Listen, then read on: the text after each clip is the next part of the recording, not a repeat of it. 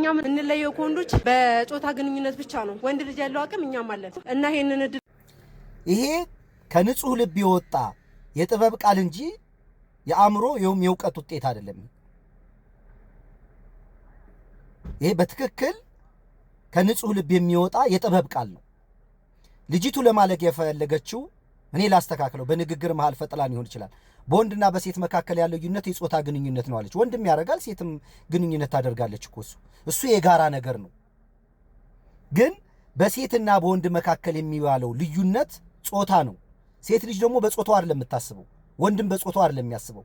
ሁለታችንም ከአንገት በላይ ባለው አእምሮ ነው የምናስበው። ስለዚህ ሴት ልጅ ያላት አቅም ጉልበት በሙሉ ወንድ ያለው በሙሉ ሴት አላት። ሁለቱም ከአንድ መጥተዋል። ሶርስና ምንጫቸው መገኛቸው አንድ ነው። ይሄንን የከፋፈለ ፖለቲካ፣ ሃይማኖት፣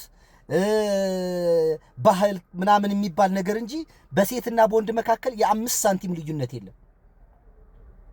የሁለቱም የህይወት ስርዓት ተመሳሳይና አንድ አይነት ነው። አንዱ ከፍ አንዱ ዝቅ የሚባልበት ነገር የለም። ሴት በጭራሽ ከወንድ የምታንስበት የለም። ወንድም ከሴት ከፍ የሚልበት ነገር የለም። ሁለቱም ከሶርስ ከምንጭ ተገኝተዋል።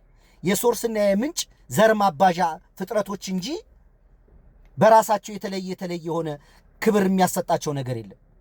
ስለዚህ ልጅቱ በጣም የምትገርም አሁን ለእናንተ ምሁር ምናምን መሀይም በእናንተ እኮ ይሄ ሀበሻ አይደለም ዓለም ራሱ ገና ድንቁርና ውስጥ እኮ ነው ያለው። አሁን ይሄ ከልጅቱ ንጹህ ልብ ከፍጥረት ስርዓት የጀመረ ንግግር ነው። ንጽህና ነው ይሄ ንግግር እንጂ ሴት ከወንድ በምን ትለያለች? እኔ ያለኝ ነገር እሷ አይደላትን እስቲ ንገሩኝ። የህይወት ስርዓታችን አንድ ነው። የመጣ ነው ከአንድ ነው። የምንመለሰው ወደ አንድ ነው። ከወገባ በታች ነው እንዴ ሴት የምታስበው?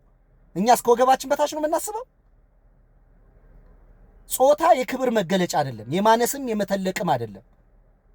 ይሄ የተፈጥሮ ስርዓት ነው። በተፈጥሮ ስርዓት ውስጥ ግን ሀበሻ እጁን ያስገባል፣ ጣልቃ ያስገባል እና ክብር የሚሰጠውም የሚሰማውም ሌላ ነው።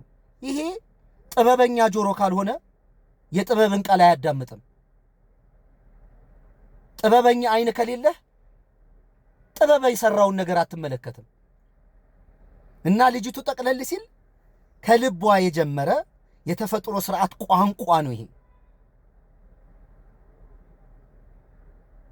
ሴትና ወንድ ከአንድ የመጡ ወደ አንድ የሚመለሱ አንድ ፍጥረት ናቸው። መልካም ቀን።